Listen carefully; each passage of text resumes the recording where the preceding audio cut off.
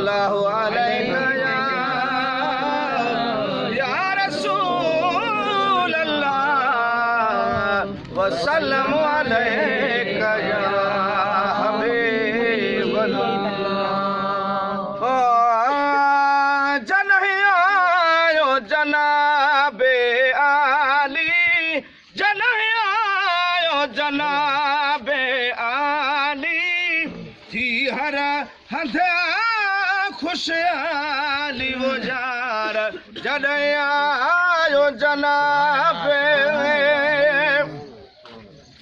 आज यारे सफर शात मुनादी थियो पैदा जहान जो हादी, थियो पैदा जहान जो हादी अची फैज़ वठो सब स्वाली, अची फैज़ वठो सब स्वाली थी हर हंधा खुशहाली वो जार जॾहिं आयो जनाबे आली, जॾहिं आयो जनाबे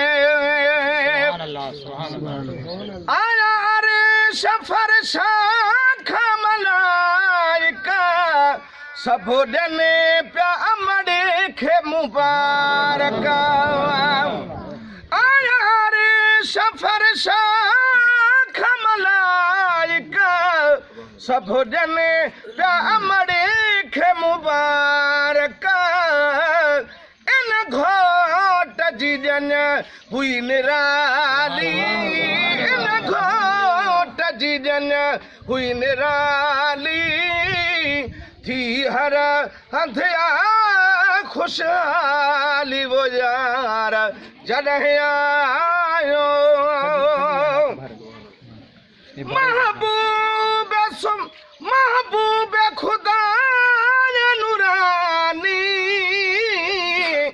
जंहिंजो नाहे दुनिया में को सानी सोह सब खां सजण जी सलाली, सोह सब खां सजण जी सलाली ही हर हंधा खुशहाली वो जार जॾहिं आयो जनाबे आली, जॾहिं आयो जनाबे अचो अचो घोटनि खे अजवार गुलनि जा पायो, अचो अचो घोटनि खे अजवार गुलनि जा पायो, हार गुलनि जा पायो वो मुश्क खतूरियूं लायो। अचो अचो नंढड़े खे अजवार गुलनि जा पायो।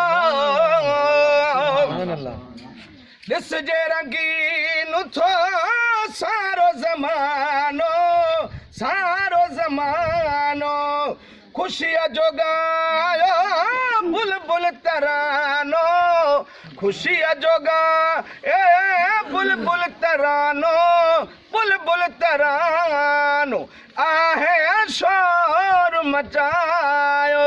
अचो अचो घोटल खे अजवार गुलनि जा पायो।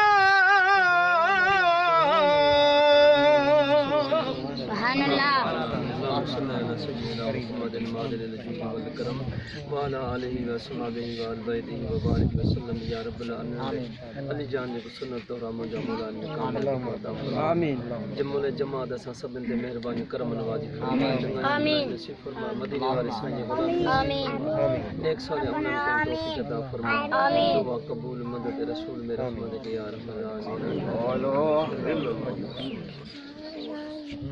मुबारक मुबारक सजी नमाज